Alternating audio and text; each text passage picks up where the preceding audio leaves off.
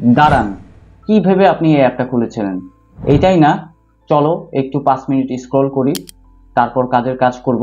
কিন্তু ঝামেলা হলো, এই 5 মিনিট 10 মিনিট হয়ে যায়, আর 10 মিনিট আধ ঘন্টা হয়ে যায়, কিন্তু কাজের কাজ কিছুই হয় না। সাইকোলজিক্যাল আর বিহেভিয়ারাল ইকোনমিক্সে একটা টার্ম আছে, প্রেজেন্ট বায়াস। এটার মানে হলো, তুমি এখনকার ছোট আনন্দকে ভবিষ্যতের বড় ফায়দার থেকে বেশি গুরুত্ব দাও। তুমি জানো দীর্ঘমেয়াদী কোন জিনিস তোমার জন্য ভালো হবে, কিন্তু তুমি ইনস্ট্যান্ট গ্র্যাটিফিকেশন অর্থাৎ তাৎক্ষণিক আনন্দ তুমি বেছে নাও। 500 বছর আগে একটা জিনিস ভালো ছিল, কারণ তখন খাবারের অনেক অভাব ছিল, মানুষের কাছে খাবার জমিয়ে রাখার মতো কোনো প্রযুক্তিই ছিল না। তখন ভবিষ্যৎ নিয়ে ভাবার থেকে বর্তমানে ব্যবস্থা নেওয়া ভালো অপশন ছিল। আর আজকের এই সময় প্রেজেন্ট বায়াস আমাদের জীবনকে খারাপ করে দিচ্ছে। যেমন ধরো, তোমাকে কোনো ফ্যামিলি গ্যাদারিং এ আমন্ত্রণ করা হলো, কিন্তু তুমি ঘরে বসে ওয়েব সিরিজ দেখে কাটাতে চাইলে।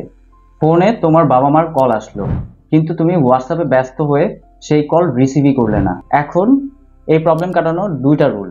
এক, যখন কিছু করতে যাবা তখন করার আগে 5 মিনিট থেমে ভাবো যে এই কাজটা কি লং টার্মে তোমার জন্য কাজে দিবে কিনা। নিজেকে জিজ্ঞেস করো, এটা কি ভবিষ্যতে তোমাকে কোনো কাজে দিবে। দুই, তবে অবশ্যই মনে রেখো, প্রতিটি কাজের জন্য লাভ খোঁজা যায় না। পরিবারের জন্য অবশ্যই ইমোশনালি উপস্থিত থেকো, তাদের জন্য সময় দাও, তাদের সঙ্গে বাইরে গিয়ে ডিনার করো।